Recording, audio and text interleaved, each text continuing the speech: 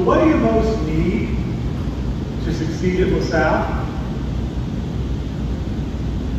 It's not great intelligence, remarkable athletic ability, musical talent, sharp wit, although all these things are good and quite helpful.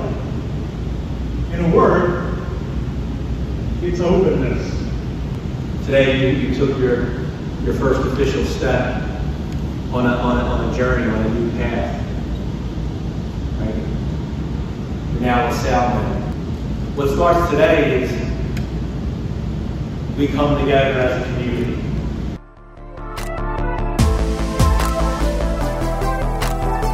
Good afternoon, everyone. My name is Bantu Panti. I'm the Secretary of the Class of 2022. I'm here with our humble guest, President Brother James. Nice to see you, Bantu. How'd you have a good summer? It was a great summer, brother. It was really productive. I got to find myself, and I was involved with like the summer enrichment program. Yeah, as a summer council. Oh, you were helping the teachers there? Yes, sir. Oh, that's great. You got a good experience? It was a great experience getting to meet the different personalities of the kids and like seeing that there's always a person with a story. Give you an idea, you want to become a teacher or a psychologist? Oh, it does, sir. No, you had enough experience with the kids that you know you don't want to do that. Yes, sir. Okay. I'm both a finance guy. So. Finance guy. Yes, okay. sir. Yes, sir. That's very good. If you're a finance guy, you have your name on a building here yes, someday. Yeah, I would like to ask you a series of questions. Sure. Yes, sir. Looking back to last year, what are you most proud of from the LaSalle community? I think I'm most proud of the fact that I can't distinguish very easily who I'm proud of. Everybody rose to the occasion.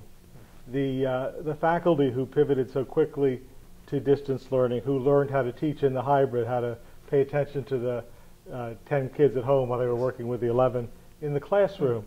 The students who persevered through all that, despite the fact that it wasn't as motivating as a regular school day.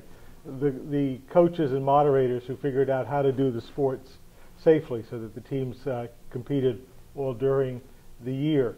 I think the fact that we had every class meeting every day as scheduled. I was talking to somebody who was in another school and talked about days when classes just didn't meet or met just for 10 minutes. Our teachers really went the extra distance to provide as good an education as that mixed mode allowed.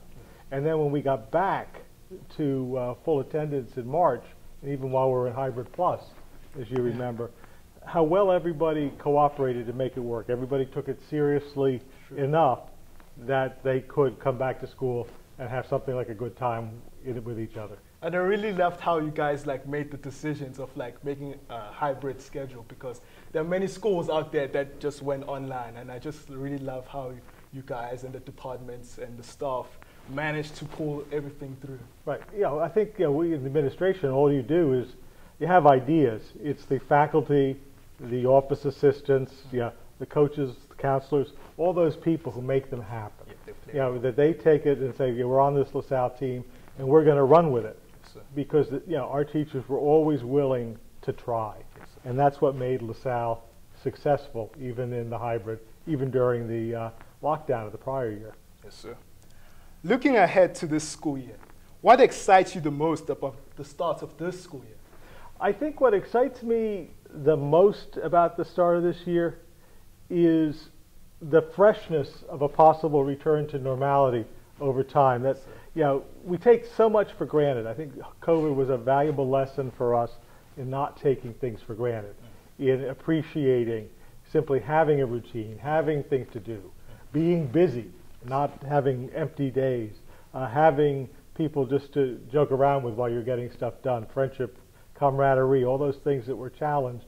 I think I'm looking forward to enjoying them again and appreciating them more because we lacked them for a while. Yes, and it's going to be a really great year with everyone in. It's going I feel good for the freshmen because they're going to have a place where they can communicate with their buddies and form stronger friendships than before, like compared to the last freshman class, which were like they were stopped, like everything was so hard for them. Yeah, well, they managed very well, I think, under the circumstances. It was hard, but again, you might like to hang out with somebody whose name is Williams if your last name is Bonte, and you didn't see them in the hybrid.